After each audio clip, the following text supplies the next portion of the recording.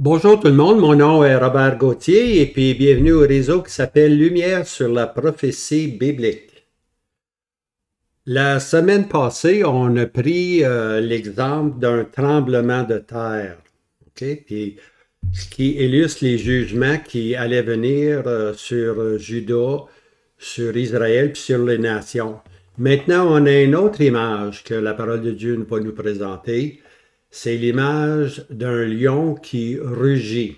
Okay? Cette image-là va nous servir encore aux enseignements qui sont parallèles, pour ainsi dire. Ça l'annonce le jugement qui doit venir. Alors, si vous permettez, on va aller dans le médaillon ici, et puis on va commencer. Pourquoi le lion rugit? Le prophète Amos, c'est notre quatrième vidéo. Le lion rugit pour, là je donne les raisons, ok, regardez ici, pour délimiter ou signaler son territoire, il va rugir. Pour appeler les membres de sa famille, il va rugir. Pour avertir du danger potentiel, il va rugir. Pour renforcer le lien familial, il va rugir. Maintenant, ce rugissement-là s'étend jusqu'à 8 km. Alors, on peut s'imaginer, là, lorsque le lion rugit dans la forêt ou dans la plaine, les animaux, les oreilles, ils écoutent, parce qu'ils ont peur, pour ainsi dire. Alors, ici, un proverbe, dans Proverbe 30-30, hein? Le lion, le fort parmi les bêtes, et qui se ne détourne devant qui que ce soit. Hein? Le lion, c'est le roi de la forêt. Il a peur de personne, il a peur de rien, tout simplement. Et il ne se détourne devant qui que ce soit. Jérémie 25, maintenant, verset 30. Et toi, Jérémie, prophétise toutes ces paroles et dis-leur, l'Éternel rugira d'en haut, et de sa demeure sainte il fera entendre sa voix. Il rugira contre son habitation. Il poussera un cri contre tous les habitants de la terre, comme ceux qui foulent au pressoir. Alors Jérémie dit que l'Éternel va rugir d'en haut, du ciel, il va rugir. Ce qui nous parle naturellement des jugements. Alors le lion, écoutez bien, là, j'ai regardé un peu quand est-ce que le lion rugit, là. Alors là, le lion va rugir lorsqu'il chasse en... Non, excusez-moi. Le lion, lorsqu'il chasse en forêt, ne rugit pas. Pourquoi? Il ne fait pas de bruit. Il est comme un chat, il approche tranquillement. Il veut surprendre sa proie. OK? Donc, quand il chasse, il ne rugit pas. Maintenant, il y a une différence. S'il va dans un territoire où il y a des animaux en cage ou des animaux domestiqués, il rugit pour annoncer sa présence. Là, il va rugir pour annoncer sa présence afin d'éveiller la crainte et l'incertitude de la panique. Le lion effraie sa proie et il insiste à sortir de son enclos. Alors là, c'est différent là, maintenant. Les animaux sont domestiqués, sont en cage. Alors le lion va rugir, les animaux vont avoir peur, ils vont sauter par-dessus sa clôture, pour ainsi dire, puis là, lui, il va sauter dessus, tout simplement. Alors, une fois qu'il a saisi sa proie, là, il va rugir. Là, il va envoyer son rugissement, parce qu'il a sa proie maintenant entre ses pattes, pour ainsi dire. Il a conquis la bête, pour ainsi dire. Et il rugit. Alors, l'Éternel est présenté dans la parole de Dieu comme le lion de Juda, rugissant parce qu'il a une proie. Hein? Le lion de Juda, c'est quand le Seigneur Jésus vient porter les jugements, pour ainsi dire, sur la terre. Il va rugir parce qu'il a une proie devant lui. Amos 3, verset 4. Le lion rugira-t-il dans la forêt s'il n'a pas de proie? Non. Le lionceau ferait-il entendre sa voix à son repère s'il n'a pris quelque chose? Non. Hein? C'est quand il a sa proie qu'il va rugir.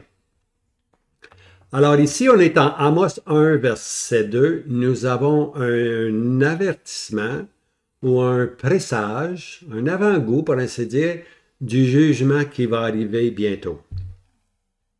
Alors, je lis Amos, verset 1, Amos 1, verset 2, et il dit, « L'Éternel rugit de Sion, de Jérusalem, il fait entendre sa voix. Les pâturages des bergers mènent deuil, et le sommet du Carmel est desséché. » Alors ici, on voit là maintenant l'Éternel qui est de Sion, puis qui rugit. Et puis les pâturages, les autres, mènent deuil. Hein? Puis le sommet de Carmel est séché. Au sud, on avait des pâturages. Et puis maintenant, avec l'événement que le jugement va venir, les pâturages mènent deuil parce qu'il n'y a plus vraiment rien, tout simplement. Puis le sommet de Carmel qui est au nord, qui est montagneux, là où on pouvait avoir de l'ombre, il n'y a plus rien maintenant, il est séché. Alors c'est un avertissement que le jugement s'en vient. Maintenant, en Joël 3,16, c'est la vallée de Josaphat, le jour de l'Éternel. Puis là aussi, si on regarde dans Joël 3,16, Joël 3,16, c'est juste avant Amos. Et puis, je lis Joël 3,16. « L'Éternel rugira de Sion et de Jérusalem, il fera entendre sa voix, et les cieux et la terre trembleront. » Alors, le rugissement qu'on voit dans le livre de Joël, c'est le rugissement de la fin. On est arrivé à la fin des temps, pour ainsi dire. Et puis là, l'Éternel va rugir. OK? Maintenant, l'Éternel, son rugissement vient de la vallée de Josaphat. La vallée de Josaphat, c'est là où le jour de l'Éternel a vraiment lieu. Le Seigneur met les pieds sur la montagne des Oliviers. Hein? Et puis là, il va détruire le roi du Nord qui est venu attaquer une dernière fois, qui est de retour de l'Égypte, puis qui vient attaquer Jérusalem. Puis maintenant, le peuple se convertit. À cette époque-là, le peuple se convertit. Puis l'Éternel vient secourir son peuple. Il fait entendre sa voix comme le lion qui rugit. Hein? Le lion qui rugit. L'Éternel rugira de Sion et de Jérusalem. Il fera entendre sa voix. Les cieux et la terre trembleront. Alors, on a vu que dans Joël, on présente le jour de l'Éternel, qui sont les jugements finaux, pour ainsi dire. Mais avant qu'il y ait eu lieu le jour de l'Éternel, il y a eu un autre jugement qui s'est effectué. Ce jugement-là a eu lieu dans ce qu'on appelle l'Occident ou dans l'Ouest. Maintenant, on est à cette période de la grande tribulation se termine à ce moment-là, à 1260 jours, c'est la fin de la grande tribulation. Et puis, on voit là la bête et les 10 cornes ensemble qui vont attaquer, pour ainsi dire, qui vont se présenter pour attaquer le Seigneur Jésus qui descend du ciel avec son armée. On lit ça dans la fin de l'Apocalypse. On lit aussi dans le chapitre 19, je pense, de l'Apocalypse, je vais regarder vite fait. Je pense que c'est chapitre 19, ouais, verset 19. « Et je vis la bête et les rois de la terre et leurs armées assemblées pour livrer le combat à celui qui était sur le cheval et son armée. Et la bête fut prise et le faux prophète furent jetés dans les temps de feu. » Ça, c'est le combat où le Seigneur Jésus descend du ciel lui-même pour détruire ou pour porter le jugement contre l'Occident qui est le territoire de l'Ouest. Maintenant, le Seigneur Jésus est vu comme un agneau. Hein, comme un agneau. Ils livreront combat contre l'agneau. Et puis, je vais vous lire le verset ici. Là.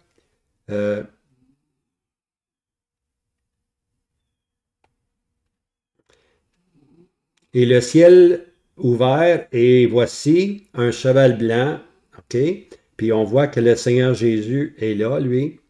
Et puis, on lit dans un passage un peu plus loin, dans le chapitre 17 maintenant, les 10 cornes que tu as vues sont 10 rois qui n'ont pas encore reçu de royaume, mais reçoivent pouvoir comme roi 1 heure avec la bête. Alors, les 10 cornes et la bête, ceux-ci, okay, ceux-ci, c'est les 10 cornes et la bête, hein, l'Empire romain reconstitué, avec ses 10 cornes, ceux-ci ont une seule et même pensée. Ils donneront leur puissance et leur pouvoir à la bête. Ça, c'est les 10 cornes qui font ça. Maintenant, voici le verset. Ceux-ci, la bête et les 10 cornes, ceux-ci combattront contre l'agneau et l'agneau les vaincra. Alors, c'est un combat contre l'agneau. L'Occident, c'est de cette région-là qu'on a commencé avec le christianisme, pour ainsi dire. C'est à partir de l'Europe, les pays de l'Europe qui sont devenus chrétiens, pour ainsi dire. Et puis là, tout l'Ouest, tout l'Occident s'est développé vers le christianisme. Mais ici, on voit à la fin de cette période-là, puis ça fait au-delà de 2000 ans que le christianisme existe, on voit qu'à la fin de cette période-là de 2000 ans, on voit qu'il y a une révolte. Les 10 cornes et puis la bête combattent contre l'agneau. C'est un combat contre le christianisme, pour ainsi dire. Et puis là, le Seigneur Jésus est vu comme un agneau. C'est le symbole de l'agneau. Le Seigneur va combattre contre eux, puis il va les détruire. La bête et le faux prophète sont jetés dans les temps de feu. Ça, c'est l'Ouest. Mais il reste encore ce qu'on appelle l'Est. Hein? Et puis, lorsqu'on s'en vient dans l'Est, on parle davantage des territoires autour de Jérusalem, des peuples autour de Jérusalem. Puis on va voir dans Amos, dans le chapitre 1 et 2, on va voir ces territoires-là. Il y a 6 territoires qui sont nommés. Il y a Juda puis Benjamin aussi qui sont inclus dans le jugement. Le jugement commence toujours par la maison de Dieu, bien-aimé. Après ça, il s'étend aux nations. Alors, ce qui va arriver, c'est qu'à ce moment-là, le Seigneur se présente non plus comme l'agneau. Ça, c'est déjà fait, c'est accompli. À la bataille d'Armageddon, il a détruit la bête et le faux prophète. Maintenant, on voit une scène différente. La scène qu'on voit, c'est l'Éternel rugit de Sion et de Jérusalem. Tu vois, dans Joël, c'est le ciel puis la terre. Mais dans Amos, c'est seulement le lion rugit de Jérusalem. Alors ici, on voit, c'est seulement la terre, c'est de Jérusalem qu'on parle. Okay?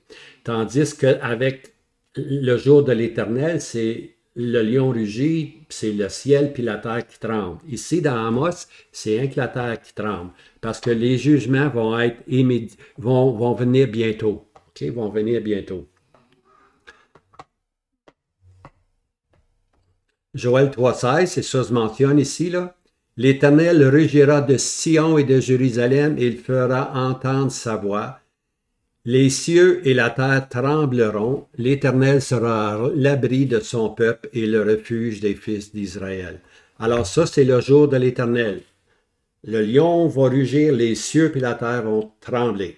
Lorsqu'on arrive maintenant dans Amos, ben justement, là, c'est quand Joël présente, lui, le jugement, pour ainsi dire, le jour de l'Éternel, puis là, il parle de la vallée de Josaphat qui est au pied du mont des Oliviers, où le Christ, comme lion de Juda, mettra ses pieds sur cette montagne. Dans Zacharie 14, on lit que le Seigneur Jésus met ses pieds sur la montagne des Oliviers, et Israël est délivré, le roi du Nord est détruit. Hein? C'est le lion de Juda maintenant qui est là. C'est comme si le Seigneur maintenant rugit de Sion puis de Jérusalem. Alors, après ça, on lit dans Zacharie 14, verset 11, qu'à Jérusalem habitera en sécurité. Maintenant, Joël 3, 16, « Et l'Éternel rugira de Sion, et de Jérusalem il fera entendre sa voix. » Joël ici, comme je disais, annonce le jour de l'Éternel. C'est pour la délivrance et la bénédiction que le Seigneur Jésus se présente. Il vient, il met les pieds sur la montagne des Oliviers pour délivrer le résidu fidèle. Par contre, Amos 1, verset 2, c'est là qu'il y a le contraste. Là. Et il dit, l'Éternel rugit de Sion, et de Jérusalem il fait entendre sa voix. Amos ici annonce la proximité du jugement. Okay? Il fait entendre sa voix sur le territoire autour de Jérusalem. C'est un jugement gouvernemental ici. Ce n'est pas le jugement final. Ce n'est pas le jour de l'Éternel. C'est un jugement gouvernemental parce que d'un côté, Israël agit mal, de l'autre côté, Juda va faire pire, et puis les nations avoisinantes ne cesseront pas d'attaquer le peuple d'Israël. Alors ici, dans Amos, on annonce un jugement proximatif. Okay? Puis c'est l'Éternel qui rugit. Alors ici, dans ce qui va suivre, il n'est pas question de délivrance, comme dans Joël 3. Le Seigneur délivre en mettant les pieds sur la montagne des Oliviers. Mais ici, il n'est pas question de délivrance. Même si le tout vient du centre même du culte et du trône de Dieu sur la terre. Alors, maintenant, le rugissement vient de où? De Sion, de Jérusalem. Okay? Il vient du centre de culte. Alors ici, on voit que c'est pas pour la délivrance, mais c'est un jugement qui vient du centre du culte, du trône de Dieu, pour ainsi dire. La voix divine ne vient pas pour consoler, pour délivrer, mais elle vient pour dénoncer l'état d'Israël, les 10 tribus, l'état des 2 tribus, Juda, puis l'état des voisins qui sont autour de Jérusalem. La voix, ce n'est pas une voix de consolation, c'est une voix qui dénonce maintenant combien le peuple et les nations avoisinantes se sont éloignés de Dieu. Ce n'est pas la réprimande des nations ou des ennemis qui sont premièrement dénoncés, mais c'est la maison de Dieu, Sion et Jérusalem. Hein? Comme je disais, le jugement commence toujours par la maison de Dieu. Plus on est responsable, plus on a de connaissances, plus on devient responsable devant Dieu. Alors ici, les jugements vont venir de Sion puis de Jérusalem, puis les jugements vont tomber sur Israël, puis vont tomber sur Juda. Après ça, ils vont tomber sur les nations avoisinantes. Amos 1, verset 2. Et il dit, l'Éternel rugit de Sion, et l'Éternel fait entendre sa voix. Et les pâturages des bergers m'endeuillent, et le sommet de Carmel est desséché. Alors, les bergers de Tekoa, qui étaient en Juda, peuvent dire adieu au pâturage du désert, parce que le lion a maintenant rugi. Ils peuvent dire adieu à ces beaux pâturages-là.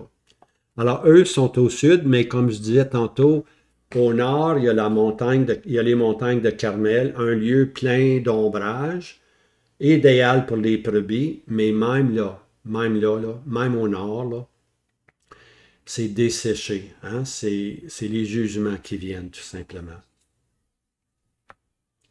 Alors, Amos 3.8, on lit ceci. Le lion a rugi. Parce que dans Amos, on voit souvent le lion rugir, OK? Comme on a pu voir les images d'un tremblement de terre, mais ici, l'image est transférée au fait que c'est le lion maintenant qui rugit. Alors, le lion a rugi, qui n'aura peur? En autre mot, qui n'aura pas peur? Le Seigneur l'Éternel a parlé, qui ne prophétisera pas? Okay? Quand les jugements doivent venir, les prophètes vont sortir, tout simplement, tu vois. Alors, à venir, on va voir maintenant le chapitre 1 et 2 sont vus comme un ensemble. On a simplement vu les premiers versets. Maintenant, on va toucher maintenant les 2 chapitres. On va voir premièrement les nations qui vont être mentionnées. Okay? On va voir premièrement les nations qui vont être mentionnées. Puis on va voir pourquoi ces nations-là se doivent d'être jugées. Okay? Alors, on va voir dans les vidéos à venir les 3 phrases répétitives. Voici les 3 phrases, vous ne pouvez pas les oublier. Ils se répètent les 3 continuellement. Ainsi dit l'Éternel, à cause de 3 transgressions et à cause de 4, je ne révoquerai point mon arrêt. Alors, c'est l'Éternel qui parle, puis il dit, j'en ai assez, à cause de 3 transgressions, et en cause de 4, maintenant la coupe à déborde, et puis je ne révoquerai pas mon arrêt, c'est-à-dire le jugement va descendre, et puis le lion rugit, puis maintenant les jugements vont tomber. Alors, si vous voulez, maintenant, on vous encourage à partager ces études-là à des amis, hein? Puis pour que les amis apprennent à apprécier les petits prophètes. Alors, on a toute une série, on a pris Osée, après ça, on a pris Joël, puis maintenant, on prend Amos. Après ça, on va prendre Abdias. J'ai hâte d'aller à Abdias, vous savez ça. Mais c'est intéressant parce que plus j'écoute, plus j'étudie Amos, plus je réalise que ces prophètes-là sont unifiés. Hein? Ils nous donnent des aperçus de différents événements que les grands prophètes comme Jérémie, Ésaïe, Ézéchiel ne donnent pas particulièrement. Alors, chaque prophète a sa place. Il n'est pas plus petit dans son contenu. Il est simplement plus petit dans son volume. Parce que, comme je disais, Abdias, il y a juste un chapitre. Mais Abdias, vous allez voir, c'est beau. Alors, je vous laisse avec ceci, puis le Seigneur vous encourage à écouter cette série-là sur les petits prophètes. Alors, que le Seigneur vous garde, je vous souhaite un bon week-end, puis Maranatha, le Seigneur Jésus revient bientôt. Salut les amis.